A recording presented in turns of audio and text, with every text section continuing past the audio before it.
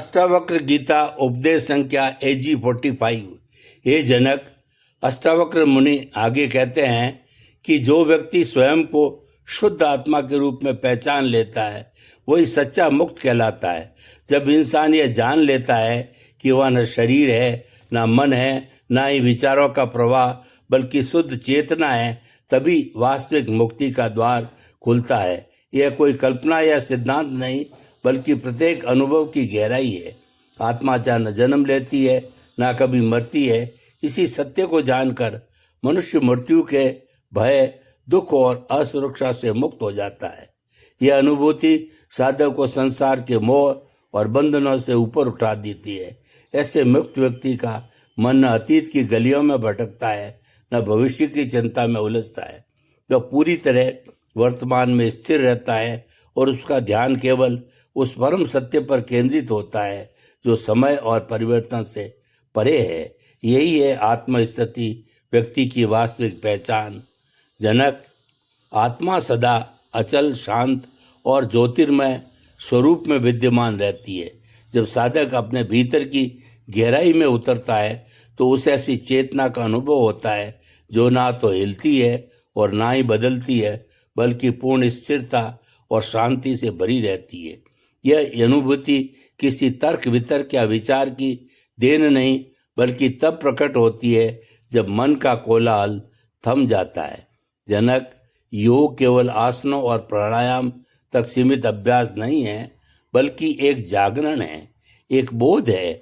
वास्तविक योग तब होता है जब साधक इस प्रश्न का उत्तर खोज लेता है, मैं कौन हूँ।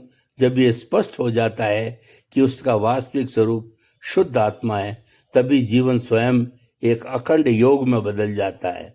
आत्मा न तो इच्छाओं के बवंडर में बहती है, ना ही द्वेष की आग में जलती है। जो साधक आत्मा का साक्षात्कार कर लेता है वह मोह, क्रोध और लोभ जैसे सभी बंधनों से परे उठकर निर्मल और स्वतंत्र चित्त का स्वामी बन जाता है। जब साधक आत्मा को पहचान लेता है तो उसका आनंद भीतर से फूटता है और वह हर परिस्थिति में शांत बना रहता है। बाहर चाहे कैसी भी हलचल क्यों ना हो, वह उससे विचलित नहीं होता बल्कि स्थिर होकर अपने अंतर की नीरव शांति का रस पीता है। जनक, यह संसार निरंतर बदलता रहता है। वस्तुएं, संबंध और भावनाएं सभी क्षणिक है, केवल आत्मा ही शाश्वत है और अटल है। आत्मा साक्षी की तरह सबको देखती है पर किसी से बंधती नहीं। ये साक्षी भाव साधक को जन्म और मृत्यु की सीमाओं से परे ले जाता है। वास्तव में आत्मा को कोई भी कभी भी बांध नहीं सकता क्योंकि वह स्वभाव से ही स्वतंत्र रही है। बंधन तो केवल मन की कल्पना है, आत्मा का नहीं। और जब कोई साधक इस गहन सत्य को अनुभव कर लेता है तो उसके सारे बंधन स्वयं ही टूट जाते हैं और वो सहज ही मुक्त हो जाता है। सच्चा साधक किसी मुक्तिदाता की प्रतीक्षा नहीं करता क्योंकि वह जानता है कि मुक्ति बाहर से नहीं आती बल्कि भीतर से प्रकट होती है। जनक, भोगों में आसक्ति असली बंधन है।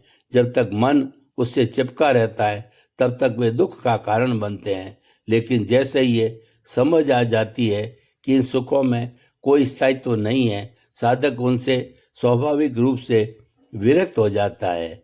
यही विरक्ति उसे भीतर की गहराई तक ले जाती है जहाँ आत्मा का स्थिर और शुद्ध अनुभव है। साधक का उद्देश्य संसार को बदलना नहीं बल्कि स्वयं को आत्मा में स्थिर करना है।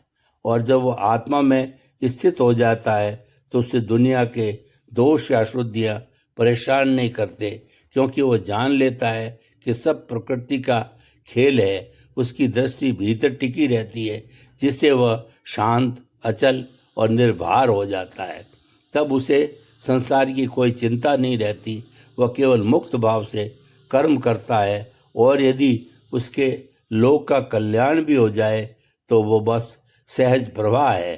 जनक, भोगी नहीं बनो, साक्षी बनो। साक्षी होना मतलब हर अनुभव को बिना पकड़ने और बिना ठुकराने को देखना है। जब साधक सुख और दुख दोनों को समान दृष्टि से स्वीकार करता है तभी सच्चा वैराग्य जन्म लेता है और यही आत्मा के साक्षी भाव की पहचान है। जनक जो आत्मा में स्थिर होता है वह किसी विशेष उपाधि या पहचान की खोज नहीं करता, ना उसे ज्ञानी कहलाने की इच्छा होती है, ना योगी ना भक्त।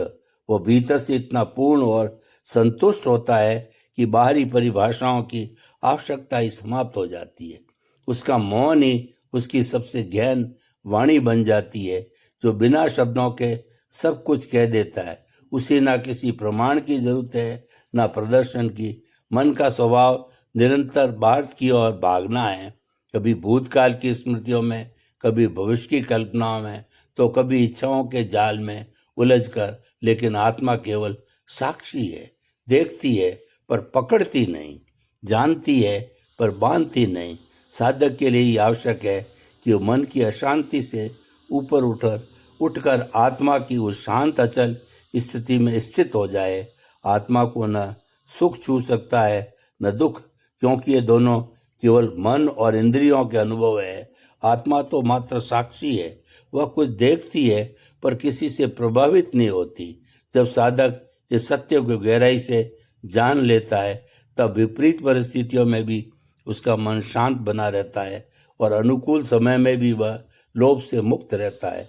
ऐसा मुक्त व्यक्ति ना किसी की निंदा करता है ना किसी की प्रशंसा, क्योंकि वो समझता है कि संसार की हर घटना ईश्वर के विधान के अनुसार घट रही है। अच्छा और बुरा केवल मन के निर्णय हैं, आत्मा की दृष्टि से सब समान है। यही संभव साधक को परम शांति का अनुभव कराता है।